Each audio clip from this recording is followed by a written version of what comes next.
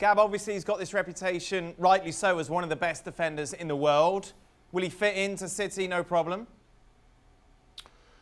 I think in terms of attitude, in terms of professionalism, no question about it. He's a natural leader. He's a very intelligent player. Had some ups and downs, perhaps in last year in his final, or what would be his final season at Napoli, if he goes. But what you get is a guy with a ton of charisma, a guy who reads the game very well, makes the right decisions, also happens to be big and strong and athletic for his size. So I think in that sense, I think he'd be different from the kind of defenders that that City have right now. He also has experience playing with a high line, playing on a pressing team, because he did that at Napoli under Sarri when Sarri was there. So I think that those are the factors that make him appealing to City. I think it's a question whether you want to push the boat out, beyond 60, 65, 70 million, for a guy who's now in his late 20s. Meanwhile, someone who could be leaving the Premier League, N'Golo Kante, reports that he could be going to Italy. Gab, any truth in this? Why would Chelsea want to let him go? Well, I think, he's being linked to Inter. Of course, Antonio Conte worked with him at Chelsea.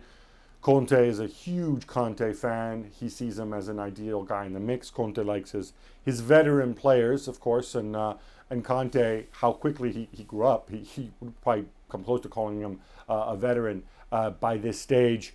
I think from Chelsea's perspective, for me, you would never let him go, or certainly not with the players you have around him, because while they do have a ton of central midfielders, if you're talking about defensive-minded midfielders who do what Conte does, it's really just him. But I think, he is on big wages. Chelsea have spent money, and the thinking is this could be a way to get money back and let the other midfielders have a go. Your boy Carlo Ancelotti, meanwhile, Gab, has been busy. Alain, James and Doucouré as well now from Watford. Is this a sort of team that he can work with, that he can get, I suppose, top six? Is that Everton's aim?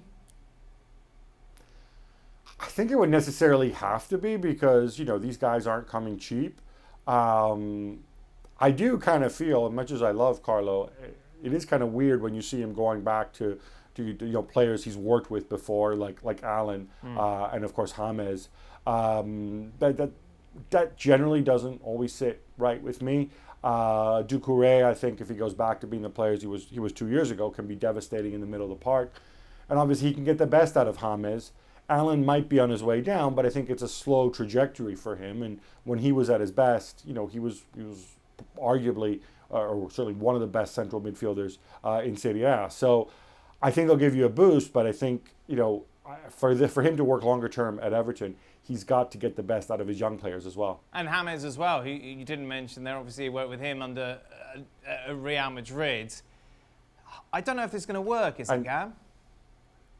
Real Madrid and at Bayern as well. Oh, yeah, of course. Don't forget, which didn't quite work out. That's the question mark, right? If you have a guy like Sigurdsson, James in many ways has a lot of similarities. James in the Premier League, James is a guy who generally gives you his best when, he's in the hole and the team is built around him. Can you build an Everton side around James in the Premier League? I think it is a challenge. That said, Ancelotti is the Galactico whisperer, so maybe he can make it work with James. Thanks so much for watching ESPN on YouTube. And for more sports highlights and analysis, be sure to download the ESPN app. And for premium content and live streaming, subscribe to ESPN Plus.